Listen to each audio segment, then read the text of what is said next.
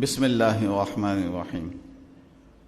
حضرات و خواتین، القرآن کورسز نیٹ ورک پاکستان کے زیر اہتمام ہر ماہ کے دوسرے اتوار کو یہاں القرآن کورسز سینٹر بہادر آباد میں فکری و اصلاحی موضوعات پر درس قرآن و حدیث کا انعقاد کیا جاتا ہے۔ ہمیشہ کی طرح آج کا درس قرآن و حدیث بھی منعقد کیا جا رہا ہے، اور آپ حضرات کے علم میں ہے کہ نکاح، طلاق، خلا اور رضاعت کے اہم مسائل پر ہمارا موضوع یہاں چل رہا ہے گزشتہ 2 ماہ سے۔ آج اس کی تیسری نشست ہے، اور آج جو ہے طلاق، 3 طلاق اور خلا کے موضوع پر گفتگو ہوگی۔ آج کے ہمارے مدرس حضرت مولانا مفتی سعید احمد صاحب ہیں، جو جامعہ معہد الخلیل بہادر آباد کے بڑے مدرس اور مفتی بھی ہیں۔ میں حضرت سے گزارش کروں گا کہ مذکورہ موضوع پر درس قرآن و حدیث کا آغاز فرمائیں۔ الحمد لله نحمده ونستعينه ونستغفره ونؤمن به ونتوكل عليه ونعوذ بالله من شرور أنفسنا ومن سيئات أعمالنا من يهده الله فلا مضل له ومن يضلله فلا هادي له وأشهد أن لا إله إلا الله وحده لا شريك له ونشهد أن سيدنا ومولانا محمدا عبده ورسوله، أما بعد فأعوذ بالله من الشيطان الرجيم، بسم الله الرحمن الرحيم۔ الطلاق مرتان فإمساكم بمعروف أو تسريح بإحسان۔ قال الله تعالى في مقام آخر: يا أيها النبي إذا طلقتم النساء فطلقوهن لعدتهن وأحصوا العدة واتقوا الله ربكم لا تخرجوهن من بيوتهن ولا يخرجن إلا أن يأتين بفاحشة مبينة، تلك حدود الله، ومن يتعد حدود الله فأولئك هم الظالمون۔ قال النبي صلى الله عليه وسلم: أبغض الحلال عند الله الطلاق، او كما قال علیہ الصلاۃ والسلام۔ میرے محترم دوستوں اور بزرگوں، یہ آج جس موضوع پر بیان کیا جا رہا ہے اور بات کی جا رہی ہے، یہ ہے طلاق کا موضوع۔ اسلام ایک جامع دین ہے، اللہ نے یہ دین ہمیں عطا فرمایا ہے۔ اس کی جامعیت میرے دوستو اتنی بڑی ہے کہ جتنا ہم غور اس میں کریں گے، جتنا سوچیں گے، اتنا اسلام کی خوبیاں ہمارے سامنے آئیں گی، اور یہ ہمیں اندازہ ہوگا کہ اللہ نے یہ دین ہمیں دیا ہے تو ہم پر کتنا بڑا احسان کیا ہے۔ آپ دیکھیے، اللہ نے قرآن پاک میں ایک جگہ ارشاد فرمایا ہے: وَكَذَلِكَ جَعَلْنَاكُمْ أُمَّةً وَسَطًا، ہم نے تمہیں اعتدال والی امت بنایا ہے، افراط و تفریط سے پاک۔ ہر مسئلہ اعتدال کا ہے. پورا دین الحمدللہ ہمارا اعتدال والا ہے، اس میں کوئی افراط و تفریط نہیں. یہودی مذہب تھا نا، یہ بھی آسمانی مذہب تھا. اس مذہب میں طلاق کی اس قدر رخصت تھی اور طلاق کی عام طور پر اجازت تھی کہ ہر آدمی جب چاہے جتنا چاہے طلاق دے دے. کوئی قانون نہیں تھا، کوئی پابندی نہیں تھی، کوئی رکاوٹ نہیں تھی. ہر آدمی کو حق تھا کہ وہ اپنی بیوی کو جب چاہے طلاق دے دے. اور پھر دین یہودی میں یہ بھی تھا، یعنی جس کو دین آپ موسوی کہہ لیں، کہ اگر ایک آدمی نے طلاق اپنی بیوی کو دے دی تو اس کو گھر سے نکال دے. طلاق دے کر فوراً گھر سے نکال دے، اور نکال کر اب اس کا اختیار دے دیا گیا تھا یہودیت میں کہ وہ جہاں چاہے جا کے نکاح کر لے. اور جب نکاح کر لے اگر وہ طلاق دے دے تو پھر جہاں چاہے نکاح کر لے، لیکن پہلے خامند کے پاس واپس نہیں آ سکتی تھی. پہلا خامند اس کو رکھ نہیں سکتا تھا، اجازت نہیں تھی کہ پہلا خامند رکھے. کہیں اور نکاح کرے تو ٹھیک ہے، لیکن اب اس خامند کے پاس نہیں آ سکتی جس نے پہلے طلاق دی تھی. اور طلاق کا اختیار عام تھا ان کے ہاں. اس کے بعد دین عیسوی آیا.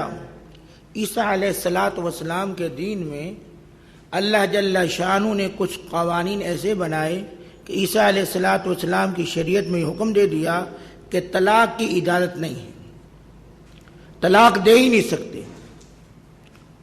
بھئی طلاق دے ہی نہیں سکتے، حل کیا نکلے گا؟ آدمی طلاق دے ہی نہیں سکتا تو آپ خود فیصلہ کر لیں کہ میاں بیوی کا آپس میں جوڑ نہیں بیٹھ رہا، مناسبت نہیں بیٹھ رہی، آپس میں ہم آہنگی نہیں ہو رہی، دونوں کے آپس میں ذہن نہیں مل رہے. اب روزانہ گھر میں جھگڑا، روزانہ گھر میں بے سکونی، جھگڑے پہ جھگڑے ہو رہے ہیں لیکن طلاق نہیں دے سکتے. البتہ ایک صورت تھی ان کے ہاں طلاق دینے کی کہ اگر عورت زانیہ ہو، معاذ اللہ بدکاری کروائے، تو اس صورت میں ان کے ہاں اجازت تھی کہ پھر طلاق دی جا سکتی ہے. اس کے علاوہ کوئی صورت طلاق کی نہیں تھی. اس لیے عیسائی مذہب میں طلاق ہے ہی نہیں. یہ تو بعد میں جب چرچ نے دیکھا، کلیساؤں نے دیکھا کہ طلاق اگر نہیں ہوگی تو مسائل کھڑے ہو گئے ان کے لیے، طرح طرح کی پریشانیاں آ گئیں ان کے سامنے. اب انہوں نے پھر یہ کہا کہ جی کلیسا کی عدالت میں مقدمہ لے کے آئے، اور وہ مرد کلیسا کی عدالت میں مقدمہ لا کر پھر وہ طلاق کا کہے، کلیسا کا جج فیصلہ کر دے تو طلاق ہوگی، ورنہ طلاق نہیں ہوگی. یعنی انہوں نے سارے اختیارات کلیسا اور اپنے ان لوگوں کو دے دیے جن کو مذہبی پیشوا کہتے ہیں. ان کی جو عدالت فیصلہ کرے گی تو طلاق ہوگی، ورنہ طلاق نہیں ہوگی. یعنی مرد کو اس عدالت میں جانا ضروری تھا. وہ اس عدالت میں جائے، جا کر مقدمہ کرے، اور مقدمہ کرنے کے بعد پھر وہ عدالت دیکھ کے حالات اور وہ فیصلہ کر دے طلاق کا تو طلاق ہوگی، ورنہ طلاق نہیں ہوگی.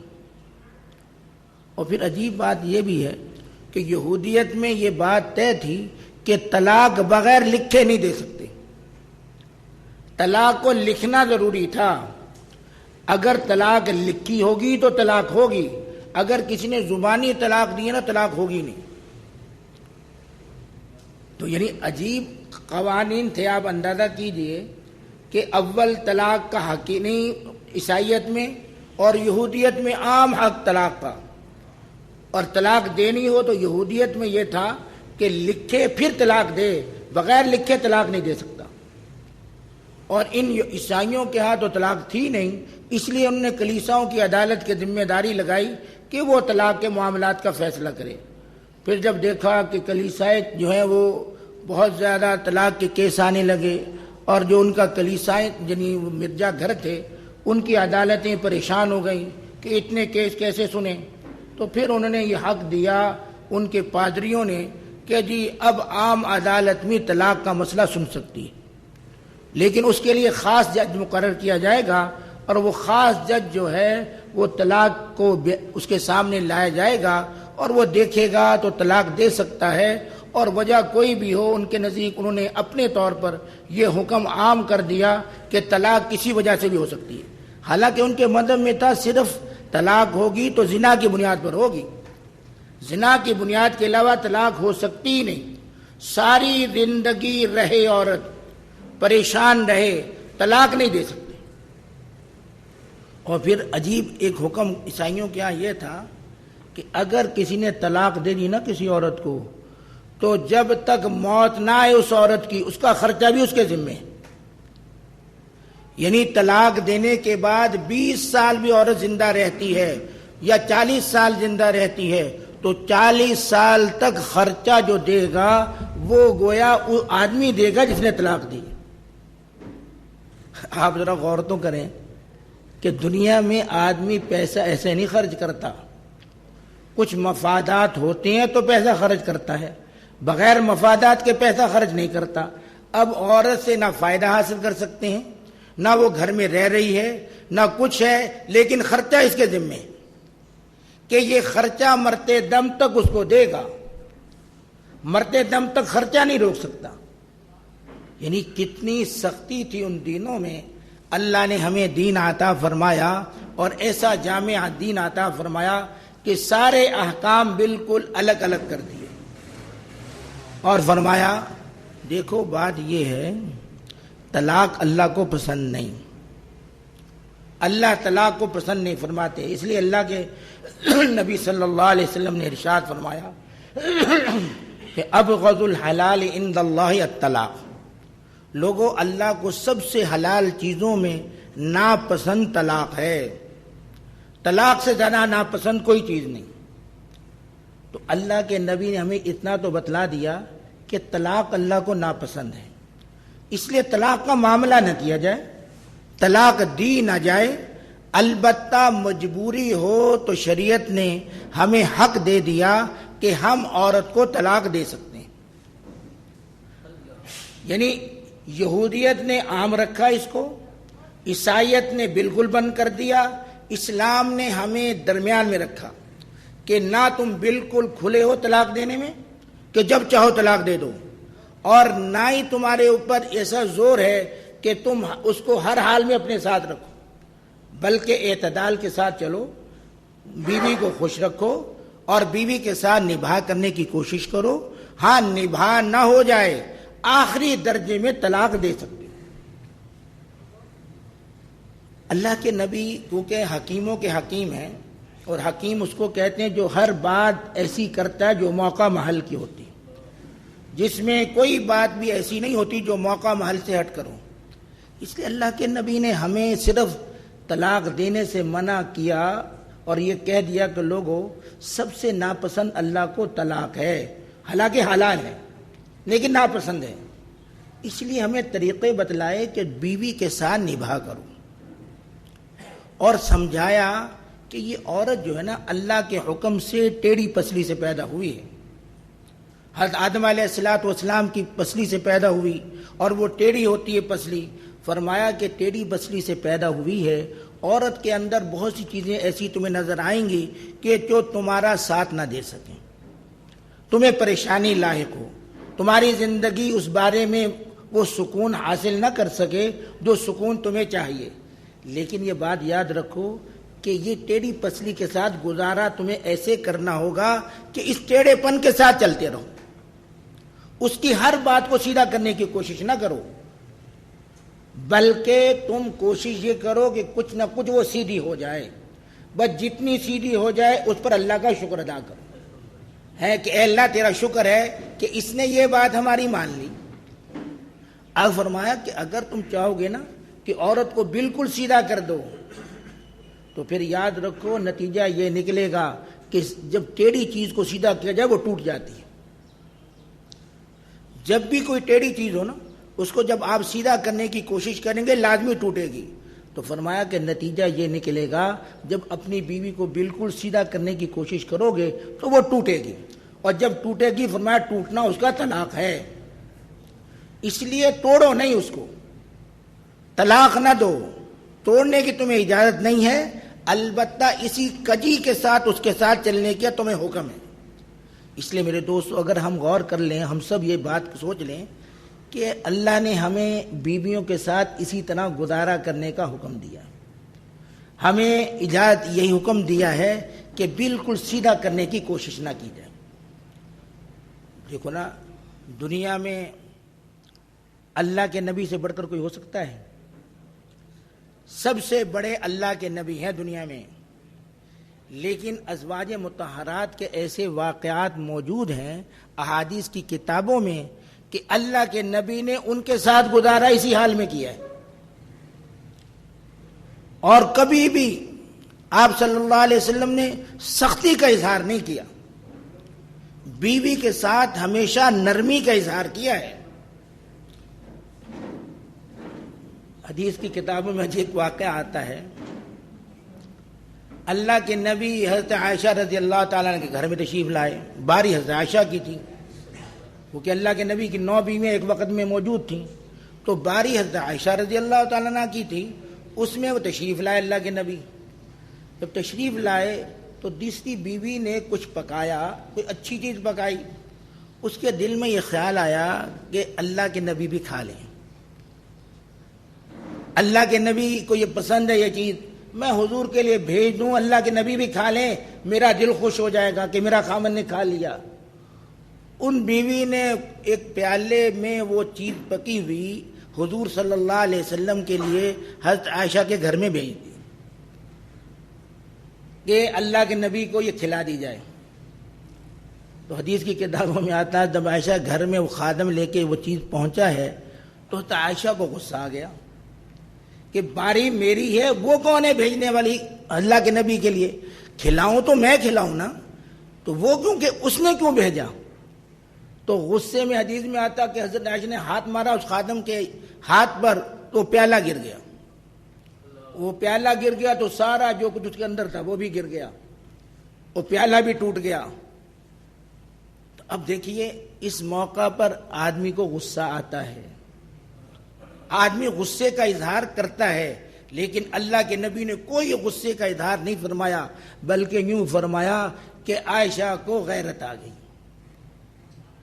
عائشہ کو غیرت آ گئی۔ غیرت کا مطلب یہ ہے کہ محبت میں شرکت گوارا نہیں، ان کو اللہ کے نبی سے محبت میں شرکت گوارا نہیں ہے، اس لیے کوئی اور نبی میری باری میں کوئی اور شریک ہو یہ مجھے پسند نہیں ہے، اس لیے ان کو غیرت آ گئی، اس غیرت میں ان نے پیالہ توڑ دیا۔ اب گویا حضرت عائشہ کی بھی ادھر تسلی دے دی کہ تم نے جو کچھ کیا ہے غیرت میں کیا ہے، محبت میں کیا ہے، یہ کوئی مخالفت میں نہیں کیا، تمہیں مجھ سے محبت زیادہ ہے، اس محبت میں تم نے یہ کام کیا۔ لیکن پھر فرمایا عائشہ دیکھو تم نے دوسرے کا نقصان کیا ہے، ان کا پیالہ توڑا ہے، ان کا پیالہ اپنے گھر سے دو، کہ جو پیالہ توڑا ہے اس کا بدلہ دو تم۔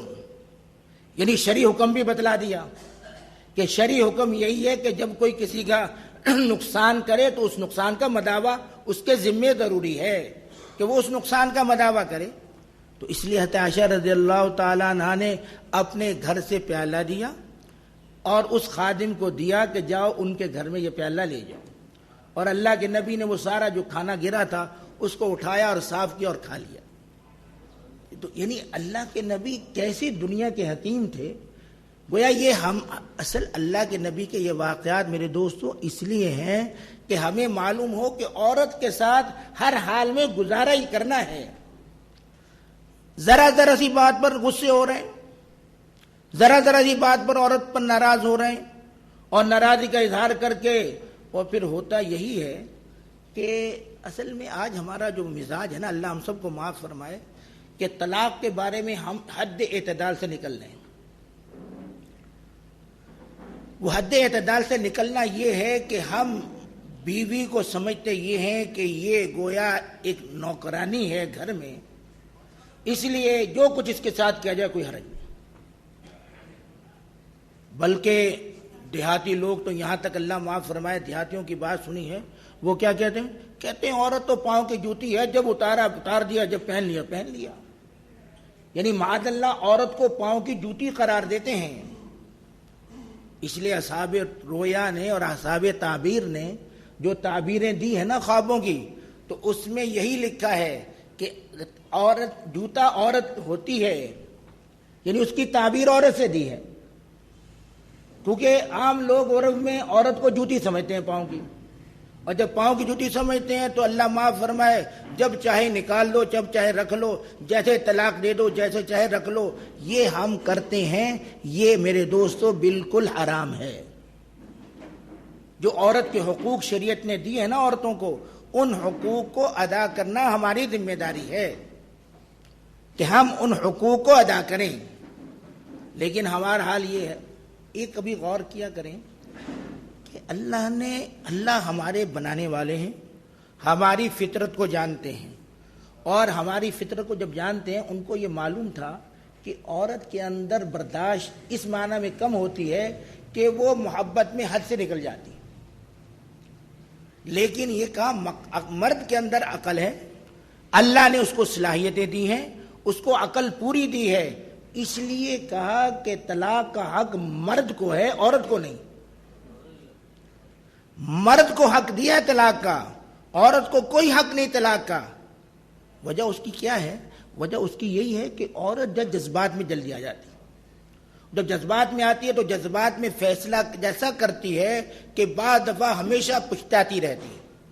اس لیے مردوں کو کہا کہ دیکھو طلاق کا حق ہم نے تمہیں دیا ہے، اس لیے تم عقل مند ہو، اللہ نے تمہیں عقل زیادہ دی ہے، عورتوں سے بنسبت تم عقل میں زیادہ ہو، اس لیے خبردار اس حق کو کبھی بھی جذبات میں آ کے استعمال نہ کرنا، اس حق کو سوچ سمجھ کر استعمال کرنا. اور جس نے بھی سوچ سمجھ کر اس حق کو استعمال کیا ہے نا، وہ کبھی بھی پچھتایا نہیں ہے. کبھی کسی نے اس حق کو سوچ سمجھ کے استعمال کیا، الحمدللہ اس کو کبھی پچھتاوا نہیں ہوا. اور جس نے اس حق کو ہمیشہ جذبات میں آ کر استعمال کیا، حالات کے تناؤ میں آ کر اختیار کیا، وہ روتے ہوئے ہم نے دیکھے. ان لوگوں کو روتے ہوئے دیکھا.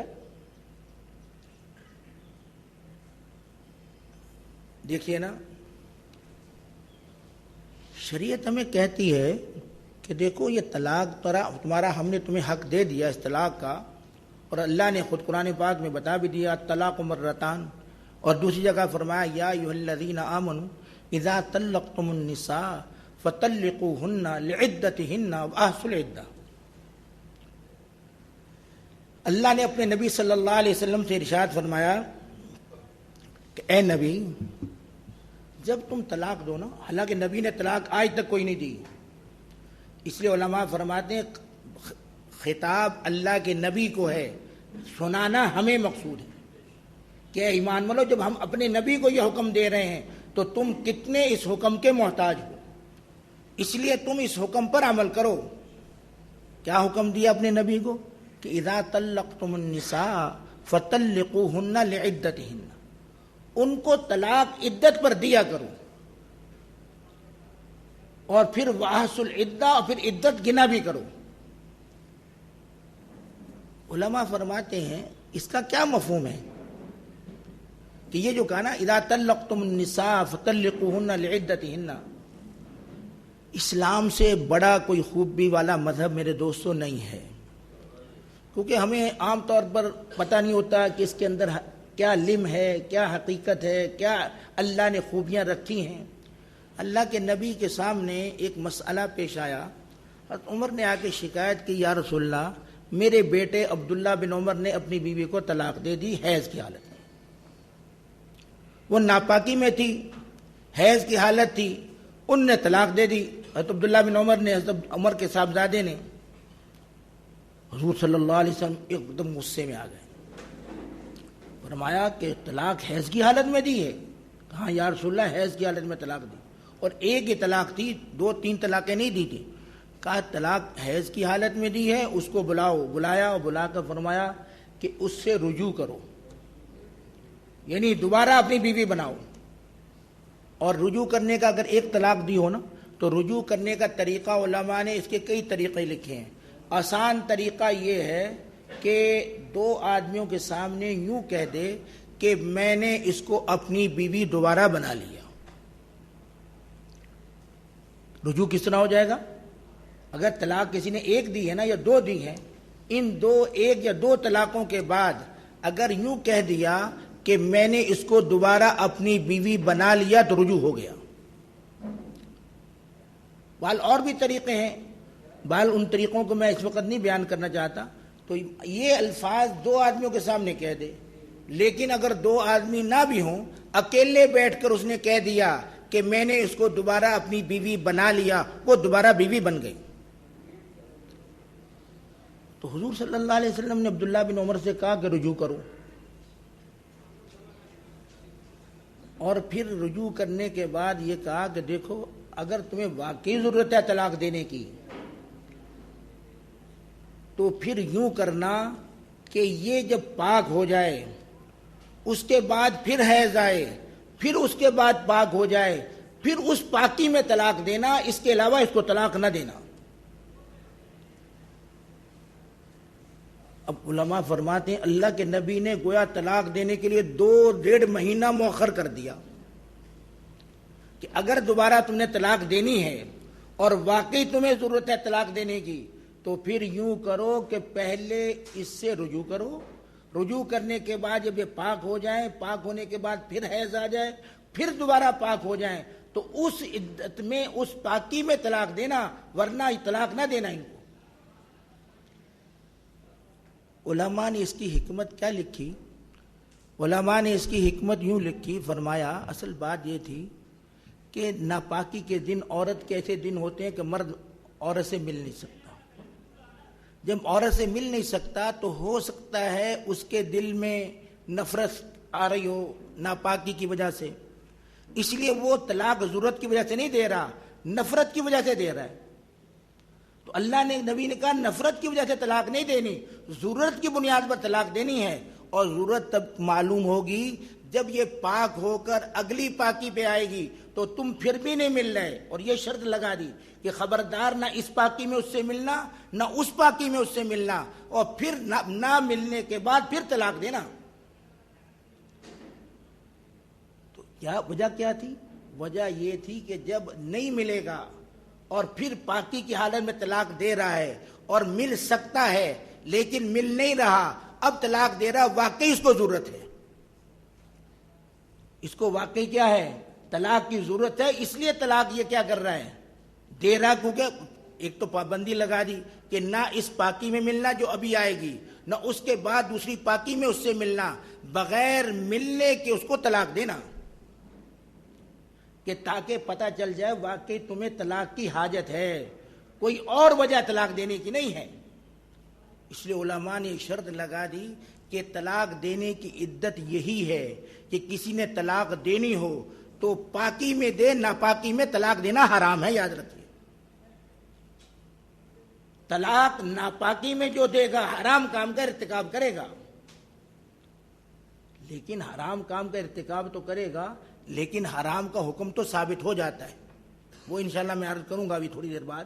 تو یعنی کام بھی حرام کیا، طلاق بھی ہو گئی، اس لیے ہمیں حکم یہ دیا کہ ہم طلاق دیں تو پاکی کی حالت میں دیں، ناپاکی میں کبھی طلاق نہ دیں۔ اور دوسرا حکم یہ دیا کہ ناپاکی میں، پاکی میں جب طلاق دینی ہے تو اس پاکی میں ملنا بھی نہیں ہے اس سے، یہ حکم دیا کہ اس پاکی میں ملو نہیں۔ اللہ یہ کیوں شرط لگا دی کہ ملو بھی نہیں؟ فرمایا پتہ تو چلے واقعی طلاق کی حاجت ہے، یعنی اس کی خواہش ہے ملنے کی اور مل بھی سکتا ہے، پاکی بھی ہے، پھر بھی طلاق دے رہا ہے، واقعی کوئی مجبوری ہے اس کی مجبوری کو ظاہر کرنے کے لیے حکم یہ دیا گیا ہے کہ پاکی میں طلاق دینا، ناپاکی میں کبھی طلاق نہ دینا، اور اس پاکی میں ملو نہیں پھر طلاق دو۔ اس لیے علماء نے لکھا ہے کہ طلاق کبھی اللہ نہ کرے ضرورت پڑ جائے نا، اول تو طلاق میں نے بتایا کہ عورت سے نباہ کرو، اللہ کے نبی نے فرمایا کیسی بھی کجی ہے اس کے اندر، کیسا بھی ٹیڑھا پن ہے، اس کے ساتھ چلتے رہو اور اس کے ساتھ چل کر گویا زندگی اسی طرح گزار دو۔ اس لیے نکاح جو کیا جاتا ہے نا وہ طلاق دینے کے لیے نہیں کیا جاتا، نکاح تو کیا جاتا ہے زندگی گزارنے کے لیے۔ اور آج اللہ فرمایا ہمارا حال یہ ہے کہ اکثر 2 مہینے 3 مہینے شادی کو نہیں گزرتے طلاقیں ہو جاتی۔ اللہ سب کی حفاظت فرمائے، یعنی 2-3 مہینے شادی کو نہیں ہو رہے، اب طلاق ہو گئی جی۔ اور ہمارے سامنے تو کیونکہ واقعات دارالفتاء میں آتے رہتے ہیں، اکثر یہ دیکھا گیا ہے کہ مرد چاہ بھی رہا ہے لیکن عورت طلاق کا مطالبہ کر رہی ہے۔ یعنی مرد چاہ رہا ہے کسی طرح نباہ ہو جائے، کسی طرح مجھے طلاق نہ دینی پڑے، لیکن عورت بضد ہے، نہیں جی میں تو طلاق لوں گی، میں تو طلاق لوں گی۔ اور اس کے گھر والے بھی زور دے رہے ہیں، نہیں جی طلاق دے دے، طلاق دے دے، طلاق دے دے، باجی ہر حال میں ہمیں تو طلاق چاہیے۔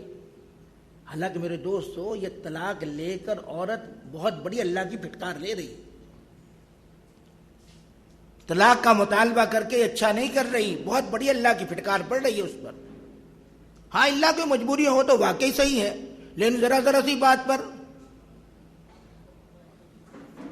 دنیا میں میرے دوستو یہ اللہ نے جنت دنیا تو بنائی نہیں، یہ دنیا دارالامتحان ہے۔ اس لیے اللہ امتحانات مختلف طریقوں سے لیتے ہیں۔ کسی کا امتحان اس طرح لیتے ہیں کہ ایسا خامن دے دیتے ہیں کہ اس خامن سے نبھا مشکل ہوتا ہے اور اسی سے اس کے درجات بلند ہوتے چلے جاتے ہیں۔ اب وہ عورت ایک ایک بات برداشت کر رہی ہے، روزانہ برداشت کر رہی ہے۔ اب ہم سمجھتے ہیں کہ جی عورت پر ظلم ہو رہا ہے، وہ ظلم ہو رہا ہے، لیکن اللہ کے اس کے جو درجات بلند ہو رہے ہیں، کل قیامت کو پتہ چل جائے گا اس کو کیا مقام ملتا ہے۔ یعنی عورت جو برداشت کرتی ہے نا خامن کا ظلم و ستم، انشاءاللہ اس پر بھی اس کے لیے اجر ہے۔ اس لیے عورتوں کا مطالبہ کرنا طلاق کا یہ عقل میں نہیں آتا۔ یہ بات ہاں اللہ کے ایسی ضرورت پڑ جائے، کوئی حالات ساتھ نہ دے رہے ہوں اور بہت ہی زیادہ حد سے نکل جائے معاملہ، ورنہ ہم نے ایسی عورتوں کو دیکھا ہے جن کا خامن جب گھر میں آتا تھا آتے ہی لڑائی شروع، آتے ہی برا بھلا یہ وہ چیز پٹخی ادھر، یہ کیا وہ کیا، لیکن وہ عورتیں ایسی شریف زادیاں تھیں کہ انہوں نے پوری زندگی اسی خامن کے ساتھ گزار دی۔ تو میرے دوستو کیا اللہ کے یہاں اس کو اجر نہیں ملے گا؟ اللہ کے یہاں اس کا واقعی بہت اجر ہے۔ جو کچھ اس نے تکلیفیں اٹھائی ہیں اللہ اس کا بدلہ قیامت میں اس کو دے دیں گے، اور پھر دنیا میں بھی اللہ بدلہ دیتے ہیں۔ ایسوں کی اولاد ایسی نیک بن جاتی ہے کہ ایک وقت آتا ہے وہ باپ کو تو اتنا نہیں پوچھتے، ماں کو زیادہ پوچھتے ہیں، ماں کی خاطر ہر قربانی دینے کو تیار ہوتی ہے اولاد۔ تو یعنی اس کا نتیجہ اللہ نے دنیا میں دکھلا دیا کہ دنیا میں وہ اولاد ماں کے پیچھے مر رہی ہے، اور وہ کہہ رہی ہے کہ جو کچھ بھی ہے ہماری ماں سچی ہے، ہمارا باپ تو جھوٹ بول سکتا ہے لیکن ماں نہیں جھوٹ بول سکتی۔ اس لیے میرے دوستو اللہ ہمیں معاف فرمائے کہ طلاق جو ہے نا اس کو کھیل نہ سمجھا جائے۔ طلاق دینی ہو نا کسی نے تو اس کے لیے سب سے پہلی بات تو یہ ہے کہ اللہ سے استخارہ کرے، اللہ سے خوب استخارے میں دعائیں کرے، اللہ میں اس بات سے تنگ آ گیا ہوں، اس بیوی کے ساتھ رہنے سے یہ پریشانیاں ہیں، آپ ذرا غیب جانتے ہیں کہ میرے لیے یہ بہتر ہوگی یا نہیں، اس لیے میں آپ سے مشورہ کر رہا ہوں، استخارہ کر رہا ہوں، اے اللہ اگر حالات اچھے ہیں تو صحیح کر دے، اس کو اسی طرح نبھا فرما دے، اور اگر حالات اچھے نہیں ہیں دن بدن اور پریشانی آئیں گی تو پھر مجھے یہ دل میں ڈال دے کہ میں اس کو الگ کر دوں۔ تو پہلے تو اللہ سے استخارہ کرے اور پھر اہل رائے سے مشورہ کرے، جو مشورے کے لائق لوگ ہیں نا ان سے مشورہ کرے کہ جی میں بیوی کو طلاق دینا چاہتا ہوں، میرے اتنے بچے ہیں، یہ ہے وہ ہے، یہ مشکلات ہیں، یہ آسانیاں ہیں، یہ پریشانیاں ہیں کہ میں طلاق دے دوں اپنی بیوی کو۔ پھر اہل رائے جو مشورہ دیں اس پر خوب سوچے، خوب غور کرے، اور پھر اگر وہ کہہ دیں کہ ٹھیک ہے جی ان حالات میں آپ طلاق دے دیں تو ہمیشہ ایک طلاق دے، ایک کے علاوہ کوئی طلاق نہ دے۔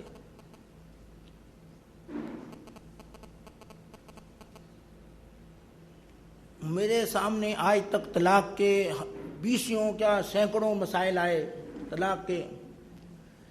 ایک آدمی کے بارے میں جانتا ہوں اور آج تک مجھے یاد ہے کئی مہینے تک وہ مشورے کرتا رہا طلاق دینے کے لیے. اس کو میں نے یہی کہا تم یہ اللہ سے پہلے استخارہ کرو اور استخارہ کرنے کے بعد پھر اہل رائے سے مشورہ کرو. وہ کہتا جی میں آپ سے ہی مشورہ کرتا ہوں. پتہ کتنے مشورے کرنے کے بعد میں نے کہا اچھا اگر آپ نے طلاق اب دینی ہے نا تو ایک طلاق دینا, ایک طلاق کے علاوہ نہ دینا. ہمارا اللہ معاف فرمائے ہمارے ہاں جو ہے نا قوانین ایسے بنے ہوئے ہیں جو شریعت کے بالکل ضابطوں کو توڑتے ہیں. اب کوئی آدمی وکیل کے پاس گیا اور وکیل کے پاس جا کے کہتا ہے جی میں نے طلاق دینی ہے اپنی بیوی کو, اور بیوی وہ وکیل فوراً وہ چھپا ہوا کاغذ اس کے پاس ہوتا ہے, اس میں فوراً لکھا اس نے جی میں نے بیوی کو طلاق دی اور 3 طلاقیں لکھ کر پھر اس کو پکڑا دیتا ہے, کہتا ہے کہ جی اس پر دستخط کر دو. اب وہ 3 طلاقوں پہ جب دستخط کر دیتا ہے تو اب بعد میں پچھتاوا ہوتا ہے, وہ جی بیوی تو ہاتھ سے نکل گئی. اب وہ مولوی صاحب کے پاس آیا, دار افتاء میں آیا, وہ جی وہ میں نے تو اس کو نہیں کہا تھا جی 3 طلاق اس نے لکھ دی, اس نے اپنے طور پر لکھ دی, میں نے نہیں کہا تھا 3 طلاق لکھ. بھال اس کے مسائل پھر علماء کو بڑا سوچنا پڑتا ہے, غور کرنا پڑتا ہے. اس لیے پہلے طلاق دینے سے پہلے جا کر اس سے مشورہ کرو اپنے عالم سے کہ جی طلاق دینے کا صحیح طریقہ شرعی کیا ہے, تاکہ بعد میں پریشانی نہ آئے. لیکن اللہ ہمیں معاف فرمائے, ہمارا پاکستان کا قانون ہے آئلی قوانین.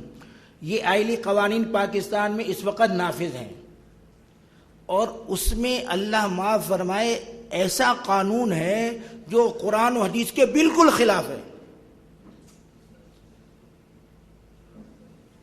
کیا قانون ہے؟ قانون یہ ہے کہ کسی آدمی نے اپنی بیوی کو 3 طلاق دے دی. اپنی بیوی کو کیا دے دی؟ 3 طلاق دے دی.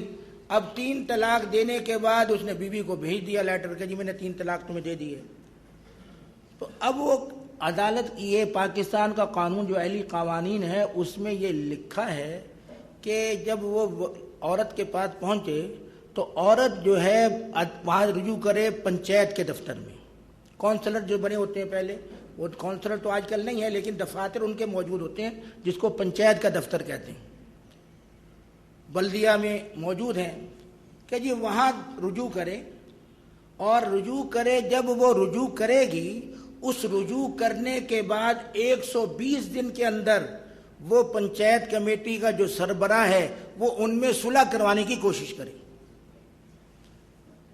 وہ ان میں کیا کروانے کی کرے؟ صلح کروانے کی کوشش کرے. اور 120 دن جو ہیں وہ لکھا یہ ہے قانون میں کہ 120 دن شمار کب ہوں گے؟ اس وقت شمار ہوں گے جب وہ اطلاع دے گا, چاہے 1 سال بعد دے.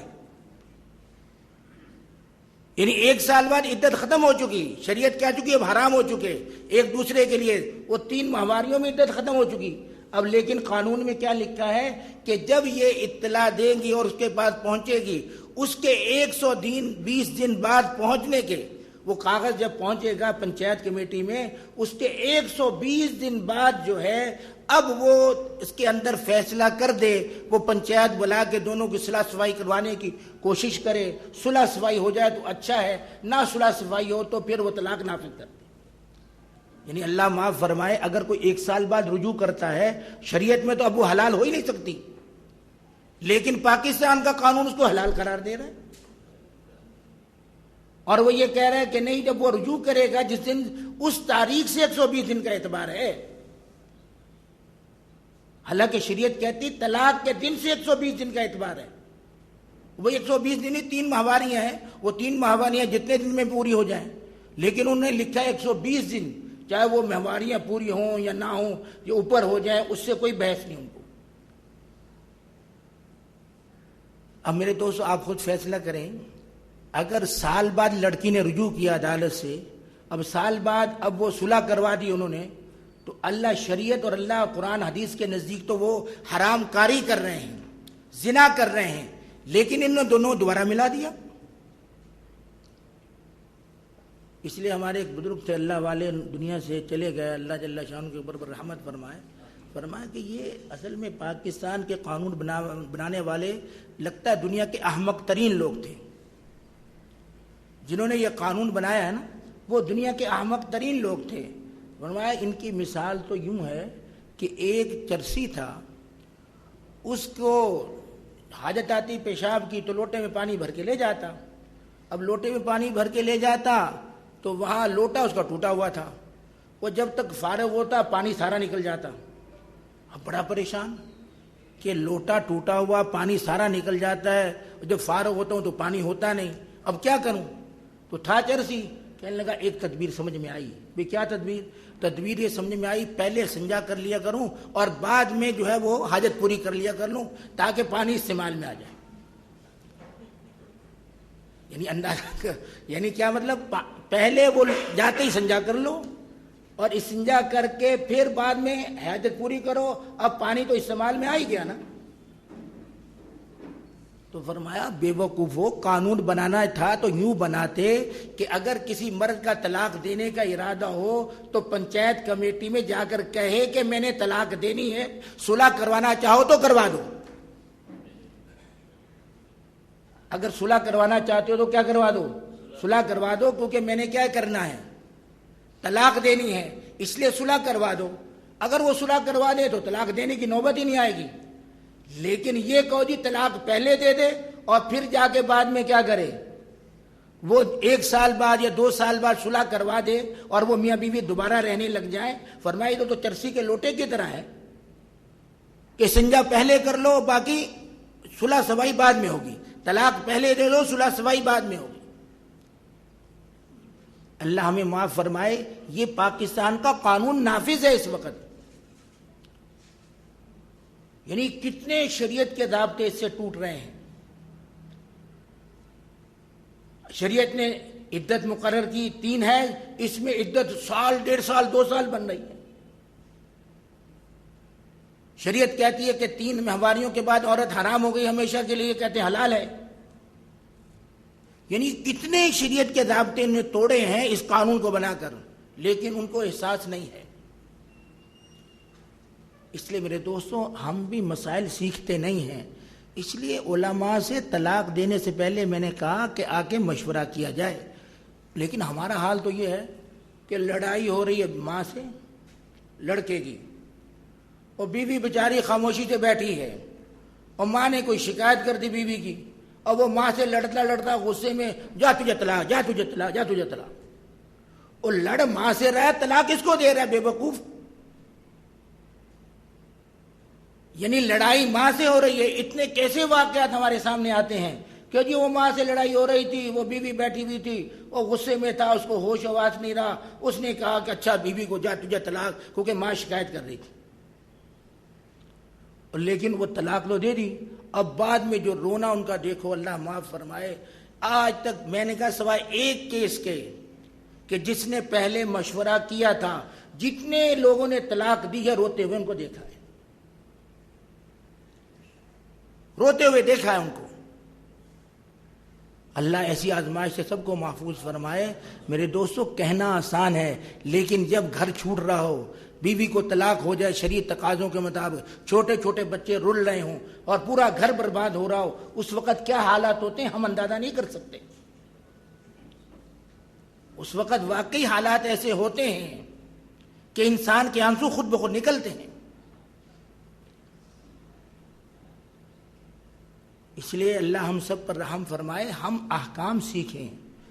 تو اس لیے میں عرض کر رہا ہوں کہ پہلے تو اصحاب رائے سے مشورہ کیا جائے کہ جی میں طلاق دینا چاہتا ہوں, طلاق دینی ہے, شرعی طریقہ طلاق کا کیا ہے, تاکہ مجھے بعد میں پریشانی نہ ہو. تو اب وہ آپ کو یہ بتائے گا کہ سب سے اچھا طریقہ جو اللہ کے نبی سے صحابہ نے ہمیں سمجھایا ہے اور احادیث کی قواعد اور قوانین سے پتہ چلتا ہے, وہ سب سے اچھا طریقہ یہ ہے کہ پاکی کی حالت میں طلاق دی جائے, اور ایک طلاق دی جائے, ایک کے علاوہ طلاق نہ دی جائے, اور اس پاکی میں انسان نہ ملے, بس عورت کو چھوڑ دیا جائے, یہاں عدت پوری ہو جائے. یہ سب سے اچھا طریقہ ہے طلاق کا. اس کو طلاق احسن کہتے ہیں. ایک طلاق دی جائے، پاکی کے اندر دی جائے، اس پاکی میں عورت سے ملا بھی نہ ہو، اس پاکی میں وہ طلاق دی جائے، اور ایک طلاق دینے کے بعد 3 ماہواریوں تک اس سے بالکل ملاقات نہ کرے، اس کو چھوڑے رکھے. جب 3 ماہواریاں پوری ہو گئی، وہ بیوی رہی نہیں، اب جہاں چاہے وہ شادی کر سکتی ہے. بس شریعت چاہتی ہے کہ یہ طریقہ اختیار کیا جائے طلاق دینے کا. لیکن ہمارا حال تو یہ، ہم جذبات میں جب کام کرتے ہیں تو ہم نے کبھی سوچا ہی نہیں. کیونکہ ہمارے ہاں جتنی طلاقیں ہوتی ہیں نا آج تک، میں نے کہا سوائے ایک واقعہ کے، سب جذبات میں ہوتی ہیں. لڑائی ہو رہی ہوتی ہے، جھگڑا ہو رہا ہوتا ہے، غصے میں ہو رہا ہے. اور جی ایک عورت کہنے لگی، ابھی 2-4 دن پہلے اس کا فون آیا، کہنے لگے جی وہ اصل میں ہوا یہ کہ میرا خاوند سعودی عرب میں رہتا ہے، وہ تھکا کے آیا تھا، بہت تھکا ہوا تھا. میں سمجھی کہ وہ مذاق کر رہا ہے. اس نے مجھے فون پہ باتوں میں کہا کہ میں بہت تھکا ہوں، بس کر، بند کر فون. میں نے پھر اس کو فون ملا دیا. اب وہ فون ملایا تو اس نے کہا جا 1 2 3 تجھے 3 طلاقیں دے دی. اب رو رہی ہے، اب خامن بھی رو رہا ہے. اللہ معاف فرمائے. پھر جب کوئی حل نکلتا نہیں ہے، پھر وہ کبھی ادھر بھاگتے ہیں، کبھی ادھر بھاگتے ہیں کہ کہیں سے مسئلہ یہ مل جائے کہ 3 ایک ہوتی ہے. پر آخری پھر یہی ہوتا ہے کہ یہ آخری درجے میں یہ کہیں سے فتویٰ مل جائے کہ 3 ایک ہوتی ہیں. میرے دوستو، دنیا کا تو کوئی قاعدہ اور قانون نہیں ہے کہ 3 ایک ہوں. کوئی 3 مار کے کہے میں نے 1 مارا ہے، دنیا ساری پاگل کہے گی اس کو. یہ دنیا کا کون سا قانون ہے کہ 3 جوتے مارو کہ جی میں نے تو 1 مارا ہے؟ کوئی دنیا کا عقل مند اس کو ماننے کو تیار نہیں ہوگا. تو جب اس کو ماننے کو تیار نہیں ہوگا تو 3 کہہ کر 1 کہنا کہ 1 ہوئی ہے، یہ عقل کے بھی خلاف ہے، شریعت کے بھی خلاف ہے. شریعت بھی اس کو نہیں مانتی اور عقل بھی اس کو نہیں مانتی. 3 3 ہے، 3 1 نہیں ہے.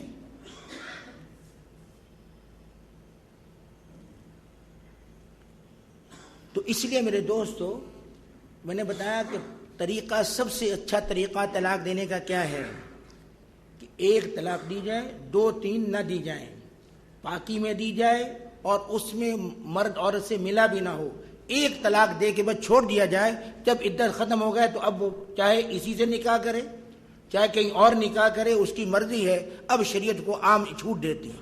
اگر اس سے بھی کرنا چاہتی ہے، شریعت منع نہیں کرتی کہ اس سے کر لو.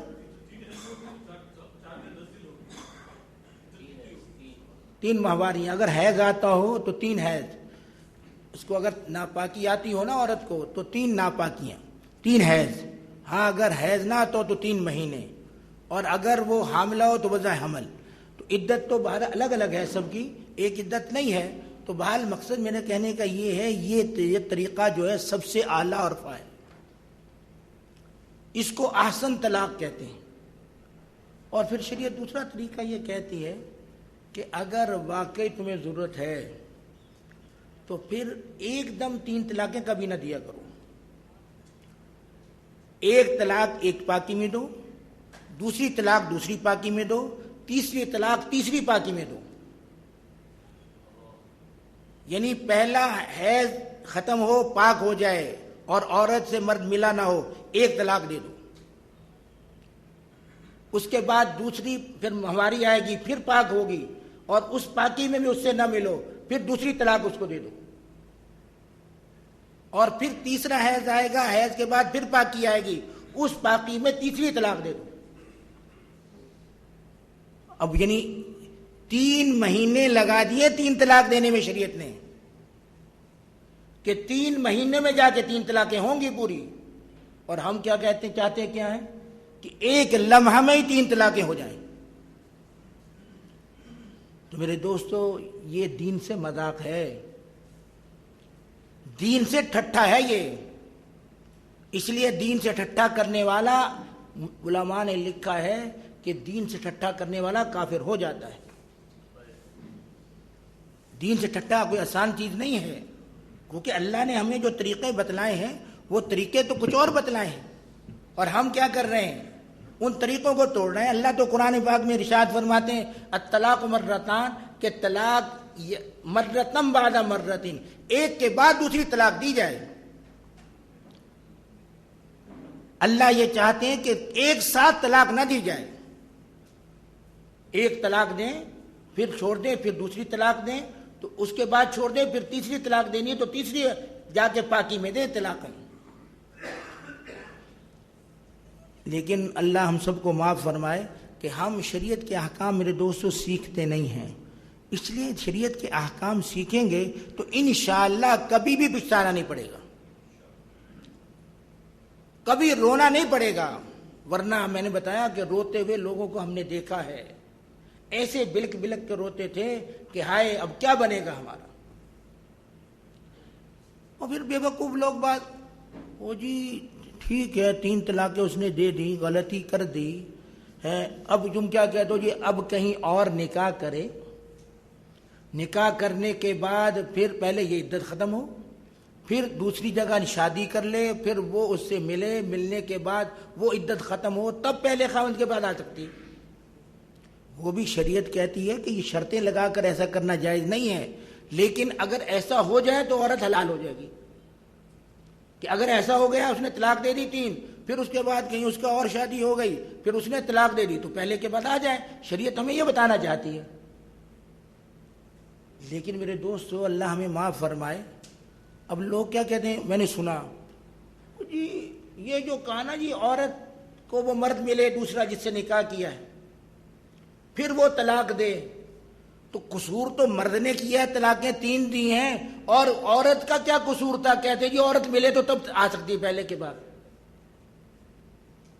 یعنی ان کا کہنے کا مطلب یہ ہوتا ہے کہ جرم مرد نے کیا ہے، سزا عورت کو مل رہی ہے۔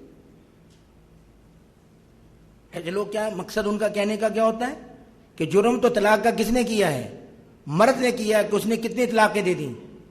3 طلاقیں دے دیں۔ جب 3 طلاقیں دے دی تو جرم تو مرد نے کیا تھا نا، تو عورت کو یہ سزا کیوں کہ دوسری جگہ نکاح کرے، وہ ملے، ملنے کے بعد وہ طلاق دے، پھر پہلے کے بعد آئے گی، تو یہ جو عورت پر کیوں سزا دی؟ تو علماء نے بڑا اچھا اس کا جواب دیا، فرمایا یہ سزا عورت کو نہیں ہے، یہ سزا مرد کو ہے۔ شریعت نے یہ سزا مرد کو دی ہے، اور مرد کی غیرت تقاضا نہیں کرتی کہ میری عورت کسی اور کے پاس جائے۔ عورت نے تو شادی کرنی ہے، جہاں شادی ہو گئی تو لازم میاں بیوی کے تعلقات وہاں قائم کرے گی وہ، تو عورت کے لیے اصل غیرت نہیں ہے، یہ غیرت مرد کے لیے ہے۔ تو شریعت اصل میں چاہتی یہ ہے کہ ایسے مرد کو ایسی سزا ملے کہ قیامت تک دوبارہ ایسی جرات نہ کرے۔ اس لیے علماء نے عجیب بات لکھی ہے، فرماتے ہیں کہ اصل میں عرب معاشرہ جو تھا نا جاہلیت کا معاشرہ تھا، وہاں لوگ کیا کرتے تھے، عورت کو 100 طلاقیں دے دیتے،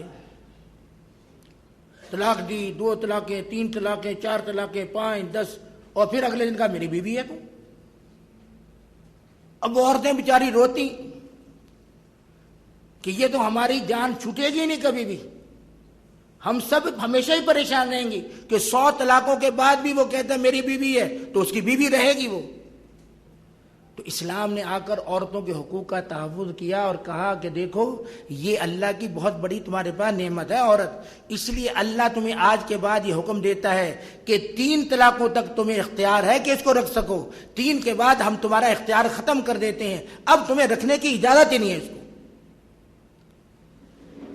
یعنی عورت کے حقوق کا تحفظ اسلام نے ایسا کیا کہ حکم دے دیا کہ 3 طلاق کے بعد اب اس عورت کو نہیں رکھنا ہوگا، ایک طریقہ کار جو میں نے بتایا ہے اس طریقہ کار کے مطابق رکھنا ہوگا، اب اس عورت کو تم نہیں رکھ سکتے۔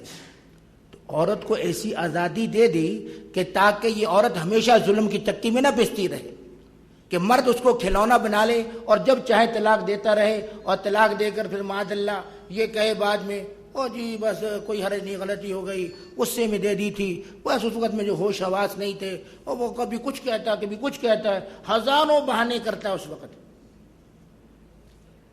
وہ ایک آدمی کہنے لگا وہ جی غصے میں دی تھی، غصے میں تو طلاق نہیں ہونی چاہیے۔ میں نے کہا محبت میں بھی کوئی طلاق دیتا ہے؟ طلاق تو ہوتی ہے غصے میں اور ناراضگی میں ہے، آج تک کسی نے محبت میں طلاق نہیں دی۔ اس لیے جب محبت میں طلاق دیتا ہی کوئی نہیں تو بے وقوف غصے میں ہی طلاق ہوتی ہے، تو غصے میں طلاق کبھی نہ دیا کرو۔ اللہ نے غصے کو اسی لیے حرام کیا ہے کہ خوب سوچ سمجھ لیا کرو کہ تم جو کام کر رہے ہو آئندہ زندگی میں تمہارے لیے اس کے کیا نقصانات ہیں. اس لیے ان نقصانات کو دیکھ کر کیا کیا کرو، فیصلہ کیا کرو. بات کیونکہ تقریباً وقت صرف 5 منٹ باقی ہیں، میں اس لیے آخری بات عرض کر دوں. ایک مسئلہ خلے کا. خلے کے بارے میں یہ بات یاد رکھیے کہ خلا نام ہے اصل میں کہ اگر مرد عورت دونوں یہ دیکھ رہے ہوں کہ ہم آپس میں نباہ نہیں کر سک رہے، حالات ایسے ہیں کہ ایک جگہ رہ نہیں سکتے، عورت بھی دیکھ رہی ہے کہ میں اس مرد کے ساتھ گزارا نہیں کر سکتی، وہ مرد کو یہ کہتی ہے کہ جو مہر میں نے تم نے مجھے دیا تھا نا، وہ مہر میں تجھے واپس کرتی ہوں، تو وہ مہر واپس لے، مجھے مہر کی ضرورت نہیں ہے، تو مجھے طلاق دے دی. اور مرد اس پر راضی ہو جائے تو اس کا نام خلا ہے. لیکن ہمارے ہاں یاد رکھیے یہ بات ہمیشہ ذہن میں رہے کہ خلا میں مرد کی رضا ضروری ہے. اگر مرد راضی نہیں ہوگا تو خلا نہیں ہوتا. مرد راضی ہو، وہ یہ کہے عورت کو ٹھیک ہے تو مجھے یہ مہر واپس کر دے، یا فلاں چیز مجھے دے دے، یا سونا جو میں نے تجھے دیا تھا وہ واپس کر دے، تو میں تجھے طلاق دے دیتا ہوں، خلا دے دیتا ہوں. اب وہ مرد اس پر راضی ہو گیا تو اب خلا ہو جائے گا. لیکن اگر مرد راضی نہ ہو تو خلا ہوتا ہی نہیں. اس کے طریقے اور عدالتوں میں جا کر اور طریقے ہیں، شرعی عدالتیں ہوں یہاں، شرعی عدالتیں یہاں ہیں نہیں. لیکن ہمارا رونا یہ ہے کہ اس وقت ہمارے پاکستان کا جو قانون ہے نا، وہ یہ ہے کہ عورتیں عدالت میں جاتی ہیں خلا لینے کے لیے، اور جب خلا لینے جاتی ہیں تو عدالت نوٹس بھیجتی ہے خامند کو کہ جی آؤ حاضر ہو، آ کر یہ تمہارے خلاف مقدمہ آیا ہے خلا کا، آ کے جواب دو. وہ خامند پرواہ نہیں کرتا، جاتا ہی نہیں. تو 1 2 پیشیاں 3 پیشیاں ہوتی ہیں، اور 3 پیشیاں ہونے کے بعد وہ جج جو ہے وہ عورت سے پوچھتا ہے کہ تو نے اس کے ساتھ رہنا ہے یا نہیں رہنا. وہ کہتی میں نے نہیں رہنا. وہ کہتا یہ خلے کا فیصلہ میں نے کر دیا. یعنی خامند بھی موجود نہیں، وہ آیا بھی نہیں، اس کا وکیل بھی نہیں آیا. اب جج نے اپنی طرف سے فیصلہ کر دیا کہ میں نے خلا دے دیا. تمام اہل فتاوی جتنے اس وقت کے دارالافتاء ہے نا، وہ سب کے نزدیک خلا ہوا ہی نہیں. جب خلا ہوا ہی نہیں تو وہ پہلے کی بیوی ہے، کہیں اور نکاح کر ہی نہیں سکتی وہ عورت، کیونکہ شرعی ضابطے پورے نہیں ہیں اس میں. اس لیے یہ بات ہمیشہ یاد رکھیے. آج کیونکہ ایسے کیس بہت آ رہے ہیں اور بہت ایسے واقعات سامنے آ رہے ہیں کہ عورت عدالت میں جا کے خلا لے رہی ہے، اور خلا لے کے دوسرے دن کہتی ہے میں نے تجھے عدالت سے خلا لے لیا، اب میں فلاں جگہ نکاح کر رہی ہوں. شرعی طور پر وہ نکاح کر ہی نہیں سکتی. اب وہ نکاح کرے گی تو شریعت کے ضابطے کو توڑے گی، گویا اپنا نکاح ہوتے ہوئے نکاح کر رہی ہے، اور جو نکاح ہوتے ہوئے نکاح کرے وہ نکاح ہوتا ہی نہیں. قرآن کی نگاہ میں، قرآن کی نگاہ میں طلاق ضروری ہے، خلا ضروری ہے تو نکاح ہوگا، بغیر اس کے نکاح ہوتا ہی نہیں. تو جب شریعت کے مطابق وہ بیوی اسی کی ہے جس نے اس کو خلا نہیں دیا، اسی کی بیوی ہے، تو دوسرے سے نکاح کیسے کرے گی؟ اس لیے اس میں اتنی زیادہ آج کل اللہ معاف فرمائے لوگوں کے ہاں اس مسئلے کو اتنا معمولی سمجھا جا رہا ہے کہ عدالتوں سے طلاق لے کر نکاح پہ نکاح کر رہے ہیں، حالانکہ وہ بالکل حرام کاری کر رہے ہیں. اس لیے اللہ ہم سب کو معاف فرمائے، اللہ ہمیں دین پر صحیح سمجھ عطا فرمائے. کیونکہ مسائل تو بہت سارے ابھی باقی ہیں، لیکن ایک بات آخری عرض کر دوں کہ ایک طریقہ یہ ہے کہ طلاق حیض کی حالت میں دی جائے اور 3 دی جائے. یہ تمام علماء نے اس کو طلاق بدعی کہا ہے. یہ بدعت طلاق ہے، حرام طلاق ہے. یعنی اس طرح طلاق دینا ناپاکی کی حالت میں، اور اس طرح طلاق دینا اپنا 3 ایک ساتھ، یہ حرام ہے. لیکن حرام کام کرنے سے بعض دفعہ حکم آ جایا کرتا ہے، حکم آ جائے گا. دیکھو نا، کسی نے زنا کیا تو زنا کرنے کے بعد غسل فرض ہوگا یا نہیں ہوگا؟ اب زنا تو حرام ہے، زنا جائز نہیں ہے، لیکن اللہ کا حکم کہ پاکی حاصل کرو، غسل کرنا ضروری ہے اس پر. تو اس طرح یاد رکھیے، حرام کام طریقے سے طلاق دی، گناہ بھی ہوا حرام کام کرنے کا، اور طلاق ہو گئی. اب گویا ایک گناہ کیا اور ایک بیوی کے طلاق بھی ہاتھ سے بیوی بھی گئی. تو اللہ ہمیں معاف فرمائے، ایسا طریقہ ہم اختیار نہ کیا کریں جس سے خام خواہ ہمیں گناہ بھی ہو اور بیوی بھی ہاتھ سے نکل جائے. اللہ ہم سب کی حفاظت فرمائے، اللہ ہم سب کو دین کی صحیح سمجھ عطا فرمائے، اللہ ہم سب کا خاتمہ ایمان پر فرمائے. ابھی انشاءاللہ تعالی جو ہے مذکورہ موضوع پر ابھی جو بیان ہوا اس پر تحریری سوالات ہوں گے. ہمارا ہمیشہ سے جو ایک طریقہ کار ہے کہ ہم سوالات جو ہے تحریری کرواتے ہیں اور جوابات جو ہے مفتی صاحب دیتے ہیں. ہمارا آج کا موضوع تھا طلاق، 3 طلاق اور خلا. اس سے پہلے جو نشستیں ہوئیں وہ رضاعت کے حوالے سے تھیں، نکاح کے حوالے سے تھیں، مہر کے حوالے سے تھیں. اس پر سوالات بھی ہوئے اور مفتی صاحب جو تشریف لا رہے تھے وہ جوابات بھی دے رہے تھے. اس وقت جن حضرات اور خواتین کو مذکورہ موضوع کے حوالے سے کوئی سوالات کرنے ہیں تو وہ کر سکتے ہیں. سوالات آپ جب تک لکھیں، کچھ اعلانات مجھے کرنے ہیں اور 2-4 باتیں کرنی ہیں، وہ جب تک میں کر لیتا ہوں. انشاءاللہ تعالی اگلا ہمارا ماہانہ درس قرآن و حدیث 8 فروری کو یہیں القرآن کورسز سینٹر میں منعقد ہوگا. اور خواتین میں جو درس قرآن و حدیث ہوتا ہے ہر ماہ کی تیسری جمعرات کو، تو وہ انشاءاللہ اس بار 15 جنوری کو ہوگا. اور اس بار اس نشست کا موضوع ہوگا جو خواتین کی نشست ہے.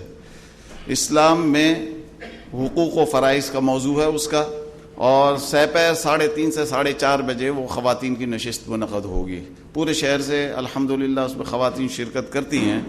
تو تمام حضرات جو بیٹھے ہوئے ہیں وہ اپنی خواتین سے گزارش کریں، اور جو خواتین یہاں بیٹھی ہوئی ہیں وہ بھی اس میں بھرپور شرکت کی کوشش کریں.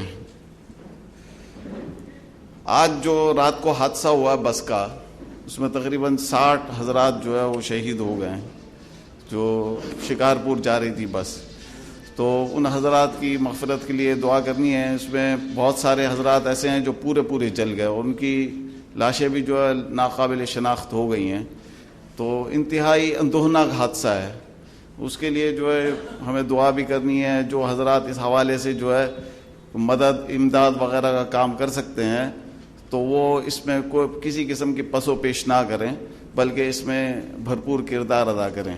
ہماری جو متدین حضرات، جو دینی حضرات ہیں، ان کا تو سب سے پہلے یہ فریضہ جو ہے ہماری دینی تعلیمات جو ہے، جہاں حج، روزہ، نماز، زکوٰۃ، یہ چیزیں جو ہے جہاں عبادات ہیں، وہاں یہ معاشرتی خدمات جو ہے اس میں ہمیں اپنا بھرپور ہمیشہ کردار ادا کرنا چاہیے. ایک ضروری بات جو آپ حضرات کے سامنے مجھے پیش کرنی ہے وہ یہ کہ ابھی پیرس میں ایک حادثہ ہوا پرسوں، جس میں تقریباً جو ہے 18 لوگ مارے گئے. اور وہ ایک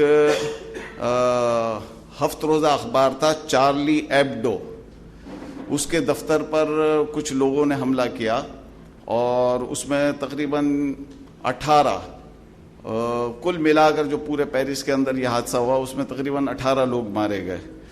اس میں سے تقریباً 6 صحافی وہ تھے جو کارٹون بناتے تھے. یہ استہزائیہ رسالہ تھا جو مطلب جو ہے ہر ہفتے جو کارٹونز وغیرہ بڑی تعداد میں شائع کرتا تھا. 2011 میں اس جریدے نے حضور صلی اللہ علیہ وسلم کی شبی مبارک بھی شائع کی تھی، استہزائیہ انداز میں مذاق اڑایا گیا تھا. اس وقت سے لے کر آج تک مسلمان اس حوالے سے بھرپور احتجاج کر رہے تھے اور اس پر انتہائی زبردست قسم کی ڈھٹائی کا اظہار مغرب کی طرف سے کیا جا رہا تھا کہ جو ہی مسلمانوں کی طرف سے احتجاج جو سامنے آتا تھا تو یہ اپنے دیگر جو ہے بھائی بندوں سے کہہ کر اپنے دیگر رسائل میں بھی وہ کارٹون جو ہے شائع کرواتے تھے، حضور صلی اللہ علیہ وسلم کے استہزائیہ کارٹون. ظاہر سی بات ہے ہم مسلمان جو ہے وہ اس چیز کو برداشت نہیں کر سکتے تھے. ایک لاوا پکتا چلا گیا اور 3 نوجوانوں نے وہاں اس دفتر پر حملہ کر کے اور جو کارٹون بنانے والے اور جو وہاں اس رسالے کا جو ایڈیٹر تھا سب کو جو ہے اڑا دیا انہوں نے اور پھر بھاگ گیا اور پھر اس کے بعد جو ان کو بھی شہید کر دیا گیا. لیکن اب سوچنے کی جو بات ہے جو میں بات آپ کے سامنے کرنا چاہ رہا ہوں وہ یہ کہ مغرب جو انتہائی دانشور اپنے آپ کو کہتا ہے اور انتہائی پڑھا لکھا اپنی سوسائٹی کو انتہائی جو ہے مثقف قرار دیتا ہے، تو وہ لوگ ان اسباب پر غور کیوں نہیں کرتے کہ جن کی وجہ سے مسلمان نوجوان مشتعل ہوتے ہیں اور اس طریقے سے جو ان کے صحافیوں کو اڑا کر رکھ دیتے ہیں. ان کو کم سے کم یہ تو سوچنا چاہیے نا کہ ہم مسلمانوں کے سب سے نبی صلی اللہ علیہ وسلم اس کا مذاق اڑا رہے ہیں. خنزیر کا گوشت کھا کھا کر ان کی طبیعتیں تو کچھ اس نوعیت کی ہو گئی ہیں کہ ان کی بزرگ ہستیوں کا کوئی مذاق اڑاتا ہے تو ان کو برا نہیں لگتا ہے، ان کے ماں باپ کو کوئی حرامی کہتا ہے تو ان کو برا نہیں لگتا ہے. لیکن مسلمانوں کا معاملہ بالکل الگ تھلگ ہے. مسلمان اپنی کسی بھی برگزیدہ شخصیت یا کسی بھی بزرگ کے حوالے سے کسی نبی کے حوالے سے یہ گستاخی ہرگز برداشت نہیں کر سکتے ہیں. تو مغرب کو چاہیے کہ یہ جو اسباب جو ہیں ان کو ختم کریں، بجائے اس کے کہ جو ہے میڈیا پر جو ہے اس حوالے سے سیمینارز ہوتے ہیں، میڈیا پر ٹاک شوز ہوتے ہیں اور بڑے بڑے جو ہے دانشوروں کو بلایا کر اور بڑے بڑے اینکر پرسن کو بلا کر جو ہے یہ مولوی اور داڑھی کو اور مدارس کو سامنے رکھ کر اسلام کو ہدف تنقید بنایا جاتا ہے. تو یہ والی کیفیت سے جو ہے مسئلہ ختم نہیں ہوگا. مسئلہ اسی صورت میں ختم ہو سکتا ہے کہ آپ اسباب ختم کریں، آپ مذاق اڑانے کے جتنے بھی ذرائع ہیں ان کو آپ ختم کریں. مسلمانوں میں یہ والی چیز جو ہے آپ چاہ رہے ہیں کہ مسلمانوں کے اندر یہ چیز ختم کر دی جائے اور یہ عنصر مسلمانوں کے ذہنوں سے نکال دیا جائے. ہو نہیں سکتا ہے، یہ ناممکنات میں سے ہیں. آپ اپنے معاشرے کے اندر تو یہ سب کچھ کریں. ہمارے یہاں جو ہے این جی اوز کو اس حوالے سے بہت بڑے بڑے فنڈز دیے جاتے ہیں کہ وہ اس طریقے سے مسلمانوں کے اندر سے جو یہ غیرت اور حمیت ہے اس کو کسی صورت میں ختم کر دیا جائے. تو وہ بھی سب بیکار ہے. آپ اندازہ لگائیں کہ یہ ایک میں آرٹیکل دیکھ رہا تھا کہ ڈالرز کے ذریعے چلنے والی این جی اوز کو تاحال یہاں پاکستان میں ریگولیٹ نہیں کیا جا سکا ہے. پچھلے سال ایک کوشش کی گئی تھی نواز شریف کی گورنمنٹ کے تھرو کہ جتنی بھی غیر ملکی این جی اوز یہاں کام کر رہی ہیں دین دشمنی کے حوالے سے اور مغربی کلچر کو عام کرنے کے حوالے سے، تو ان کو اکنامک افیئر ڈویژن کے اندر رجسٹر کروایا جائے. یہ نواز شریف گورنمنٹ کی ایک ترجیح تھی اور ایک انہوں نے پابند کیا تھا کہ بھائی ڈالرز جتنے بھی آ رہے ہیں آپ کے پاس، لاکھوں کروڑوں ڈالرز آتے ہیں آپ کے اکاؤنٹس کے اندر، ان کو آپ شو تو کریں یہاں کہ آ رہے ہیں اور پھر کن مقاصد کے لیے استعمال ہو رہے ہیں. اس کے لیے تو کچھ نہیں کیا جاتا. اور ابھی جو ہے 1 سال سے یہ قانون جو ہے یہ طاقوں میں پڑا ہوا ہے، اس کے اوپر کوئی عمل درآمد نہیں کیا جا رہا، نہ اس کو انیکٹ کیا جا رہا ہے. مدارس کے خلاف ابھی آپ دیکھیں کہ کتنی جلد بازی میں جو ہے یہ ابھی جو ہے عسکری عدالتوں کا جو ہے قانون پاس کیا گیا اور اس میں جو ہے بالکل صاف طور پر مذہبی اداروں کے حوالے سے مدارس کے حوالے سے تو بات کی گئی کہ بھئی یہاں سے دہشت گرد پیدا ہو رہے ہیں تو یہ سزاوار ہوں گے اور ان کو سزا دی جائے گی. لیکن نسلی اعتبار سے اور جناب قوم کے اعتبار سے جو لوگ دہشت گردی کریں ان کے لیے کچھ بھی نہیں. ایک امتیاز پیدا کر رہے ہیں معاشرے کے اندر اور جس کی وجہ سے اس قسم کے انتہا پسند لوگ اور زیادہ پیدا ہوں گے بجائے اس کے کہ ختم ہوں. تو ہماری حکومت کو چاہیے کہ دانشورانہ انداز میں فیصلے کرے تاکہ اس قسم کے لوگ پیدا نہ ہو. اور یہ این جی اوز جو سول سوسائٹی کے عنوان سے جو ہے جگہ جگہ مظاہرے کرتی پھر رہی ہیں دین کو اور جو ہے ہمارے اسلام کے حوالے سے جو تعلیمات ہیں ان کو ڈیگریڈ کرنے کے لیے، ان کو کسی طریقے سے روکا جائے. اگر نہیں روکا جاتا تو پھر تصادم ہوتا ہے اور پھر آپ یہ کہتے ہیں کہ مولویوں نے یہ کیا، علماء کرام نے یہ کیا. اس وقت دنیا کا سب سے آسان ترین کام میں ہمیشہ کہتا ہوں مولوی پر تنقید ہے.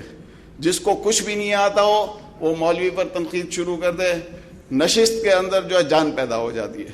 تو یہ خدا کے واسطے اس قسم کے سلسلوں کو ختم کیا جائے اور اس قسم کے جو سلسلوں سے جو ہے بجائے اس کے کہ دہشت گردی ختم ہو اور زیادہ بڑھے گی. اور ہمارے حکمرانوں کو چاہیے کہ ہمارے علماء اکرام، ہمارے اہل مدارس جو اس حوالے سے جو اپنی تجاویز پیش کرتے ہیں اس پر بھی جو ہے غور و خوض کیا کریں. میں قاری حنیف جالندری صاحب کا انٹرویو سن رہا تھا، وہ یہی کہہ رہے تھے، آج صبح میں نے سنا، اس میں یہی فرما رہے تھے کہ حکومت کافی دنوں سے ہمیں یہ تجویز دے رہی ہے کہ ہم آپ کے ساتھ بھی مذاکرات کریں گے، لیکن آج تک اس کے بعد کوئی کنٹیکٹ ہی نہیں کیا گیا. تو آپ اندازہ لگائیں کہ ہمارے علماء اکرام اور ہمارے اہل مدارس کے ساتھ حکومت کا رویہ اس وقت کیا ہے. میں حضرت سے گزارش کروں گا کہ سوالات آ گئے ہیں، سوالات کے جوابات. جزاکم. جی نے سوال کیا ہے جی کہ عدت تو بیوہ کی ہوتی ہے، طلاق میں عدت کہاں سے آئی؟ قرآن پاک میں اللہ نے فرمایا یا ایھا النبی اذا طلقتم النساء فطلقوہن لعدتہن واحصوا العدہ، کہ اے نبی جب طلاق دیا کرو تو عدت میں دیا کرو اور طلاق دینے کے بعد عدت کو شمار کیا کرو. تو قرآن نے خود واحصوا العدہ کا حکم دیا ہے. تو قرآن میں موجود ہے تو قرآن کے ہوتے ہوئے پھر کوئی اور بات تو ذہن میں آدمی کے آنی نہیں چاہیے. اللہ کا قرآن واحصوا العدہ کا حکم دے رہا ہے کہ عدت طلاق دینے کے بعد شمار کرنا لازمی ہے. تو اس لیے معلوم ہے کہ صرف بیوہ کی عدت نہیں ہے، قرآن میں طلاق کی عدت بھی موجود ہے. اس لیے اس غلط فہمی کو دور کر لیا جائے. یہ کسی نے سوال کیا ہے کہ طلاق کے لیے کیا زبان سے کہنا ضروری ہے، یہ لکھ کر بھی طلاق ہو جاتی ہے؟ تو یہ بات یاد رکھیے کہ ایک ہے کہ آدمی نے کسی سے زبردستی طلاق کے الفاظ کہلوائے، کہا بھی گردن پہ چھری رکھی، کہا طلاق دو، تو زبان سے اگر کہہ دیا طلاق ہو جائے گی. لیکن اگر لکھ کر دی ہے اور زبان سے نہیں بولا تو اس کی طلاق نہیں ہوگی. البتہ پتہ ہے اس کو، کسی نے اس کو مجبور نہیں کیا، خود جا کے کہا وکیل کو جی طلاق لکھ دو ہے، میں طلاق دوں گا، اس نے لکھ دیا، اس نے دستخط کر دیے، طلاق ہو جائے گی. صرف اس صورت میں طلاق نہیں ہوگی جب کوئی گردن پہ چھری رکھ دے کہ طلاق دو اور وہ لکھ دے، زبان سے نہ بولے، تو اس صورت میں طلاق نہیں ہوتی. اگر زبان سے بولے گا طلاق ہر حال میں ہو جائے گی. عورت بحالت مجبوری کون سا طریقہ اختیار کرے گی جبکہ اس کا شوہر نہ اس کو طلاق دیتا ہے نہ خلع کے طریق کے لیے تیار ہے؟ شرعی نقطہ نظر سے اس کا کیا حل ہے؟ بہرحال شریعت نے کچھ چیزیں ایسی رکھی ہیں جن سے عورت کو طلاق کا لینے کا حق ہوتا ہے، لیکن وہ علماء سے رجوع کرنا پڑے گا کہ وہ کون کون سی چیزیں ہیں جس میں عورت کو یہ حق ملتا ہے کہ وہ طلاق لے سکتی ہے. تو اس کا طریقہ اصل میں پھر اگر مرد طلاق نہ دے رہا ہو تو پھر دارالفتاء میں اس کے باقاعدہ فتویٰ ملتا ہے کہ کس طریقے کے مطابق عدالت سے رجوع کرے، اور وہ طریقہ کار جو مفتی حضرات بتلاتے ہیں اس مطابق پھر وہ عدالت سے رجوع کرے گی، اور وہ پورے طریقے عدالت پورا کرتی ہے تو پھر وہ طلاق دیتی ہے، تو نکاح ختم کر دیتی ہے تو نکاح ختم ہوگا. اگر اسلامی شریعت ہو تو کوئی مسئلہ ہی نہیں. اسلامی شریعت ہمارے ملک میں اللہ تعالیٰ معاف فرمائے ہے نہیں، ورنہ اسلامی شریعت میں ایسے چیزیں موجود ہیں کہ قاضی کی عدالت میں وہ اگر مرد طلاق نہیں دے رہا اور وہ حق گویا عورت کی وہ پریشانیاں جس کی وجہ سے وہ طلاق لے سکتی ہے وہ موجود ہیں، تو پھر قاضی کو شریعت حق دیتی ہے کہ وہ اس کے طلاق دے دے اپنی طرف سے، لیکن اس کا کوئی قاعدہ قانون ہے. بغیر یہ نہیں کہ بس عورت نے جا کے دعویٰ کر دیا کہ جی میں اس کے ساتھ رہنا نہیں چاہتی اور عدالت نے کہہ دیا کہ ٹھیک ہے جی ہم نے تو خلا دے دیا. یہ طریقہ غلط ہے. اس میں اس کے بہت طریقے ہیں. پہلے عدالت میں اپنا نکاح ثابت کرنا پڑتا ہے گواہوں سے، پھر وہ واقعات ثابت کرنا پڑتے ہیں جن کی وجہ سے وہ طلاق لے رہی ہے، اور وہ بھی گواہوں سے ثابت کرنے پڑتے ہیں. اور پھر ثابت کرنے کے بعد پھر قاضی اس سے پوچھتا ہے، اور اگر وہ جواب نہیں دیتا اور اس کو مجبور کرتا ہے کہ طلاق دے، وہ نہیں دیتا تو اس کے بعد آخری درجے میں اس کو اختیار ملتا ہے. ہمارے ہاں قانون یہ ہے صرف عورت جو کہتی ہے وہ اسی پر فیصلہ کر دیا جاتا ہے. ایسا دنیا میں کسی عدالت میں بھی نہیں ہوتا کہ جو آدمی کہے بس اس پر فیصلہ کر دیا جائے. اس کا ایک طریقہ کار ہوتا ہے، گواہی ہوتی ہے، باقاعدہ مقدمہ چلتا ہے، مقدمے کے بعد پھر دیکھا جاتا ہے کون سچا کون جھوٹا ہے، اس کے بعد جا کے فیصلہ ہوتا ہے. لیکن ہماری عدالتیں یہ کرتی نہیں. اگر ایک طلاق دی اور 3 حیض کی مدت گزر گئی تو طلاق واقع ہو گئی، کیا اب بغیر شرعی حلالے کے؟ ہاں، کوئی شرعی حلال ایک طلاق کے بعد بھی شرعی حلالے کی ضرورت نہیں، 2 طلاق کے بعد بھی شرعی حلالے کی ضرورت نہیں. اگر اسی سے دوبارہ نکاح کرنا چاہے تو بغیر حلالے کے کر سکتا ہے. تو اس لیے 3 طلاقوں کے بعد حلالے کی ضرورت پڑتی ہے، 1 یا 2 طلاق کے بعد حلالے کی ضرورت نہیں پڑتی. 3 طلاق کیا ہو نہیں، وہاں جو ہے پاکستان کے قوانین میں یہی کہ 3 طلاقیں مرد نے دے دی ہوں تو وہ پنچایت کمیٹی سے رجوع کرے، اس میں 3 طلاقوں کا ذکر ہے. جو شخص شرابی ہو اس کی بیوی کے لیے کیا شرعی حکم ہے کہ زندگی اس کے ساتھ گزارے یا طلاق لے؟ بال اگر گزارے گی اللہ کے اجر ملے گا اس کو انشاءاللہ العزیز، لیکن اگر وہ دیکھتی ہے کہ میں خود گناہ میں مبتلا ہو جاؤں گی اور میں اس کے ساتھ صحیح طور پر گزارا نہیں کر سکتی تو اس کا وہی طریقہ ہے عدالت سے رجوع کرنے کا، لیکن وہ علماء سے پوچھے کہ طریقہ کار کیا ہے عدالت سے رجوع کرنے کا، تو جو طریقہ بتلائیں اس طریقے کے مطابق رجوع کیا جائے تو پھر انشاءاللہ کوئی نہ کوئی حل نکل آئے گا۔ اہل حدیث علماء حدیثوں کا حوالہ دے کر یہ ثابت کرتے ہیں کہ جن صحابہ نے ایک ساتھ 3 طلاقیں دیں ان کو کل عدم قرار دے دی گیا، نکاح بحال رکھا گیا، اس کی حقیقت پر روشنی ڈالیں۔ کوئی ایسی حدیث نہیں ہے سوائے ایک ضعیف حدیث کے جس میں یہ بات معلوم ہوتی ہے، باقی ساری باتیں اپنی گھڑی ہوئی ہیں۔ کسی حدیث میں یہ ثابت نہیں ہے، بلکہ قرآن سے خود بھی ثابت ہے۔ قرآن نے خود فرمایا الطلاق مرتان، لوگوں طلاقیں 2 ہوتی ہیں، اور اس کے بعد اللہ نے پھر اس کے بعد فرمایا فَإِن طَلَّقَهَا فَلَا تَحِلُّ لَهُ مِن بَعْدُ حَتَّىٰ تَنكِحَ زَوْجًا غَيْرَهُ، کہ پھر اگر وہ تیسری طلاق دے دے تو وہ حلال نہیں ہوگی یہاں تک کہ وہ کہیں اور نکاح کرے۔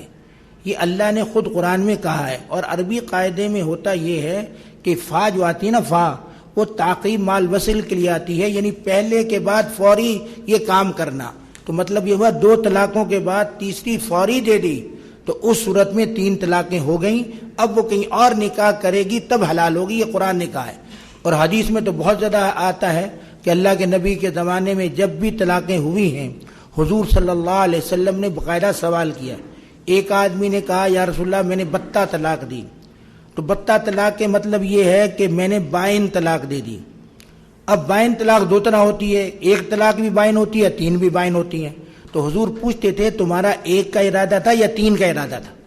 تو اگر وہ کہتا جی میرا 3 کا ارادہ تھا تو آپ 3 ہی نافذ فرماتے تھے، اگر وہ کہتا ہے میرا 1 کا ارادہ تھا تو 1۔ ایسا کبھی نہیں ہوا پورے صحابہ کی زندگی میں کہ کسی نے 3 طلاقیں دی ہوں اور پھر اللہ کے نبی نے اس کو 1 قرار دیا ہو۔ کئی پوری صحابہ کی زندگی میں ایسا ہے، آپ خود فیصلہ کریں کہ لوگ کہتے ہیں جی حضرت عمر نے یہ کیا، یہ قانون حضرت عمر نے بنایا، تو حضرت عمر نے یہ قانون بنایا تھا تو کیا حضرت عمر اللہ کے رسول کے خلاف قانون بنا سکتے تھے؟ پھر حضرت عمر نے بنایا تو سارے صحابہ نے اس پر کہا کہ ٹھیک ہے یہ قانون بالکل صحیح ہے، تو سارے صحابہ کا حضرت عمر کے فیصلے کو مان لینا تو مطلب یہی ہے کہ جو حضرت عمر سمجھے تھے حدیث کا مطلب وہی مطلب صحیح تھا، جو کسی اور نے سمجھا وہ مطلب صحیح نہیں تھا۔ تو جو حضرت عمر نے سمجھ کر یہ فیصلہ کیا تھا کہ جو 3 طلاقیں دے گا ہم اس کو 3 ہی سمجھیں گے، 1 نہیں سمجھیں گے۔ اصل وجہ علماء نے اس کی یہ لکھی ہے کہ ہوتا یہ تھا کہ حضور کے زمانے میں نا آدمی آیا حضور کے پاس اور آ کر اس نے کہا کہ جی میں نے طلاق دی طلاق دی طلاق دی، یہ کہتا تھا وہ آ کر، تو حضور پوچھتے تھے کہ بھئی تو نے یہ دوسری دفعہ یہ نہیں کہتا تھا 1 2 3 طلاقیں دی، بلکہ کیا کہتا تھا طلاق دی طلاق دی طلاق دی۔ تو حضور پوچھ لیا کرتے تھے کہ دوسری تیسری طلاق پہلی کی تاکید ہے یا تو نے نئی طلاقیں دینے کا ارادہ کیا ہے؟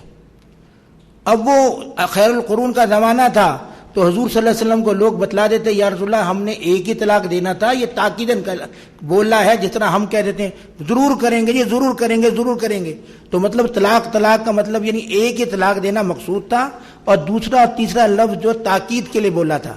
تو اب حضور پوچھتے تو وہ صحابہ بتلا دیتے۔ تو حضرت عمر رضی اللہ عنہ کا جب زمانہ آیا تو حضرت عمر نے کہا کہ دیکھو یہ اب وہ خیر القرون کا زمانہ رہا نہیں، اب ہوتا یہ ہے کہ دل میں کچھ ہے زبان سے کچھ کہہ رہا ہے۔ دل میں تو اس نے 3 طلاقیں دینے کا ارادہ کیا تھا، لیکن ہم پوچھتے ہیں کہ بھی تو نے 3 کا ارادہ کیا تھا یا 1 کا، تو وہ کیا کہتا جی میں نے تو 1 کا ارادہ کیا تھا۔ تو حضرت عمر نے فرمایا کہ اب ہم نے قانون یہ بنا دیا ہے کہ ہم زبان کا اعتبار کریں گے، ہم دل کا اعتبار نہیں کریں گے، کہ اب زبان سے تم نے 3 نکالے ہیں لفظ، ہم اس کو 3 ہی سمجھیں گے۔ تو حضرت عمر نے صرف اتنا کیا ہے۔ حضور کے زمانہ کیونکہ خیر القرون کا زمانہ تھا، اس زمانے میں ہوتا یہی تھا کہ جو دل کی بات تھی وہی زبان پر آتی تھی، لیکن حضرت عمر نے دیکھ لیا کہ اب حالات وہ نہیں رہے، اب آدمی کہتا کچھ ہے زبان پہ کچھ ہے دل میں کچھ ہے، تو انہوں نے کہا ہم زبان کا اعتبار کریں گے کہ جو زبان سے نکلا ہے ہم فیصلہ اسی پر کریں گے۔ اس لیے اگر 1 ہی طلاق دینا چاہتے ہو تو 1 دفعہ لفظ بولو، 3 دفعہ یہ لفظ نہ بولو۔ تو حضرت عمر نے صرف اتنا کیا ہے، اور واقعی یہ بات الحمدللہ حضرت عمر کی نگاہ بڑی دور رس تھی۔ علماء نے یہ بات لکھی ہے، ایک مولوی صاحب بیان کر رہے تھے ایک جگہ کہنے لگے کہ ایک آدمی میرے پاس آیا، کہنے لگا جی میں نے بیوی کو طلاق دے دی۔ میں نے کہا کہ اگر تو ایک دی ہے نا تو کوئی حل نہیں، اور 3 دی ہے تو کوئی نہ کوئی حل نکل آئے گا۔ اب وہ کیا کہتا، قسم کھا کے جی میں نے 3 دی ہیں، مطلب بیوی بچ جائے، جتنا بھی بچ جائے، جھوٹ بولنا پڑے سچ بولنا پڑے، بیوی بچ جائے۔ تو حضرت عمر کو یہی تھا کہ یہ لوگ جو ہے نا بیوی بچانے کے لیے جھوٹ بولیں گے، اس لیے دل میں کچھ ہوگا، زبان سے کچھ کہیں گے، اس لیے حضرت عمر نے فیصلہ یہ فرما دیا کہ اب کے بعد جو لفظ زبان سے نکلے ہیں ہم ان کا اعتبار کریں گے، ہم تمہارے دل کو نہیں جانتے، دل کو اللہ جانتا ہے۔ تو اس لیے حضرت عمر نے اتنا ہی کیا ہے اور اس کے علاوہ کچھ نہیں کیا حضرت عمر رضی اللہ عنہ، اور سارے صحابہ نے حضرت عمر کے اس فیصلے کو ساتھ کیا ہے، سب نے کہا کہ جو آپ نے فیصلہ کیا صحیح اور حق ہے۔ اگر کسی شوہر کسی دوسرے ملک جا کر گمشدہ ہو جاتا ہے تو کتنے عرصہ بعد عورت دوسری شادی کر سکتی ہے؟ دیکھو جی، اس کا ہمارے ہاں تو مسئلہ بہت سخت ہے۔ امام ابو حنیفہ کے نزدیک 90 سال انتظار کرنا پڑے گا اس کو، اور یہ ہمارا مسئلہ نہیں، حضرت علی کا فیصلہ بھی یہی تھا۔ حضرت علی کے بعد ایک مقدمہ آیا تھا، اس میں ان کا خامند گم ہو گیا تھا، حضرت علی نے کہا تھا کہ 90 سال انتظار کر، اور یہ اللہ کا امتحان ہے، میں کچھ نہیں کر سکتا۔ تو حضرت علی نے یہ فیصلہ کیا، یہی امام حنیفہ کا مسلک ہے۔ لیکن اس دور میں ہمارے علماء نے جب دیکھا کہ اس پر عمل کرنا لوگوں کے لیے مشکل ہوگا تو انہوں نے امام مالک کے قول پر فتویٰ دیا ہے۔ امام مالک کا قول 4 سال کا یا 1 سال کا ہے، لیکن اس کا طریقہ کار ہے، وہ علماء سے پوچھیں، جس طریقہ کار کے مطابق علماء بتلائیں اس کے مطابق کریں گے تو پھر تو صحیح ہے، ورنہ اپنے طور پر 4 سال یا 1 سال کا کوئی حکم نہیں، بلکہ وہ جو طریقہ علماء نے لکھا امام مالک کے مسلک کا، وہ دارالفتاء میں جائیں گے، آپ کو فتویٰ ملے گا باقاعدہ کہ اس طریقے کے مطابق 4 سال یا 1 سال انتظار کے بعد وہ بیوی جو ہے دوسرا شادی کر سکتی ہے، ورنہ ہمارے مسلک میں 90 سال ہی کا انتظار ہے۔ بہرحال یہ لکھا ہے کہ جی جب عدالتیں غلط فیصلے کر رہی ہیں، خلا جو ہے وہ دے رہی ہیں، تو علماء اس کے بارے میں کیا کر رہے ہیں، پارلیمنٹ میں آواز اٹھاتے ہیں یا نہیں اٹھاتے؟ بہرحال علماء نے تو کوشش کی ہے، جب بھی پاکستان میں جب قانون سازی ہو رہی تھی تو ہر دفعہ اہلی قوانین کو مستثنا کر دیتے ہیں، یہ اہلی قوانین کے بارے میں غور نہیں ہوگا، باقی سارے قوانین میں غور ہوگا۔ لیکن بہرحال علماء نے کوشش کی، بہت محنت کی، محنت کے بعد بہرحال آخر میں اتنا ہی ہوا کہ اس کو سپریم کورٹ میں اس کو چیلنج کیا جا سکتا ہے، ختم نہیں ہوا یہ قانون، اتنا اجازت دے دی گئی کہ سپریم کورٹ میں رجوع کر سکتے ہیں اس قانون کو ختم کرانے کے لیے۔ اب بہرحال علماء نے تو کہا تھا لوگوں سے کہ بھئی اس قانون کو ختم کرانے کے لیے سپریم کورٹ میں رجوع کریں اور طریقہ کار جو ہے اس کو دیکھیں، لیکن میرے علم میں ابھی تک نہیں ہے کہ سپریم کورٹ میں کوئی مقدمہ لے گیا ہو۔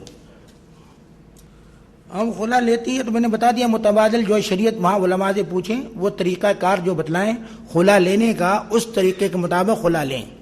وہ طریقہ جو ہے وہ لکھا ہوا مل جائے گا آپ کو، دارالعلوم میں جائیں گے یا کہیں اور جائیں گے، بنور ٹاؤن میں جائیں گے یا جہاں بھی ہمارے دارالفتاء میں آئیں گے، امید ہے انشاءاللہ وہاں بھی آپ کو وہ طریقہ کار مل جائے گا کہ عدالت جو خلا دیتی ہیں وہ غلط ہے، اگر صحیح طریقے سے خلا لینا ہو تو اس کا طریقہ کیا ہے۔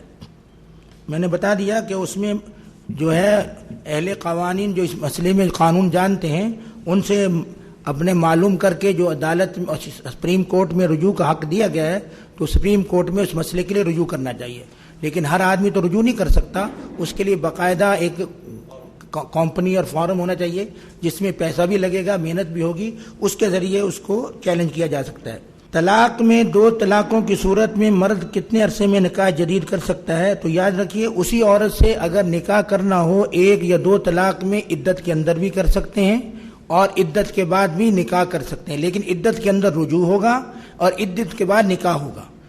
یعنی عدت کے اندر رجوع کرنے کا مطلب یہ ہے کہ عورت راضی ہو یا نہ راضی ہو، 1 یا 2 طلاق کے بعد مرد یہ نے کہہ دیا کہ میں نے بیوی بنا لیا، عدت کے اندر وہ بیوی بن جائے گی خواہ عورت راضی نہ بھی ہو، لیکن عدت کے بعد عورت کی رضا ضروری ہے، عورت راضی ہو تو نکاح ہوگا، عورت راضی نہ ہو تو نکاح نہیں ہوگا، اور اس میں مہر بھی دوبارہ رکھا جائے گا، تو دوبارہ باقاعدہ نکاح ہوگا عدت کے بعد، لیکن حلالے کی ضرورت نہیں 1 اور 2 طلاق کے بعد، حلالہ صرف 3 طلاق کے بعد ہوتا ہے، 1-2 طلاق کے بعد جو ہے وہ اگر عدت کے اندر مرد رجوع کر لے تو عورت چاہے یا نہ چاہے بیوی بن گئی، اور عدت کے بعد اگر کرتے ہیں تو عدت کے بعد میں نے بتلا دیا کہ نکاح دوبارہ کرنا ہوگا، اس میں عورت کی رضا ضروری ہوگی اور مہر بھی دوبارہ باندھا جائے گا۔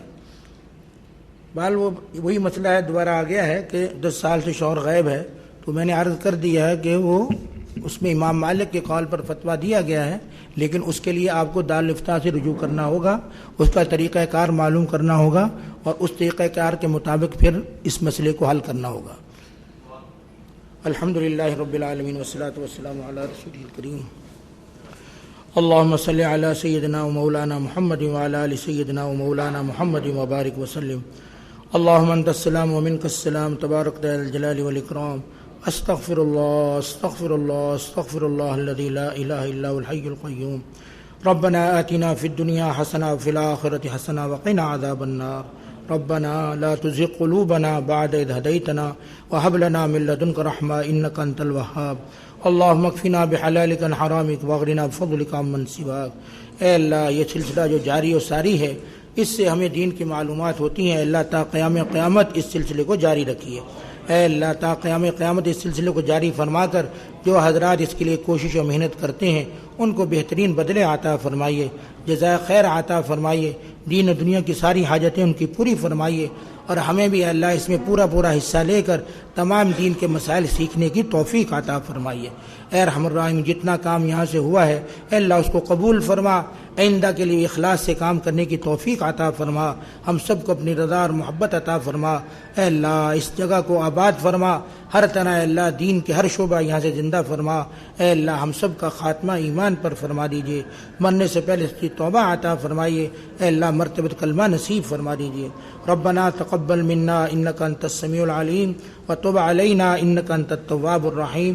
صلی اللہ تعالی علی خیر خلقہ محمد وآلہ واصحابہ اجمعین برحمتک یا ارحم الراحمین۔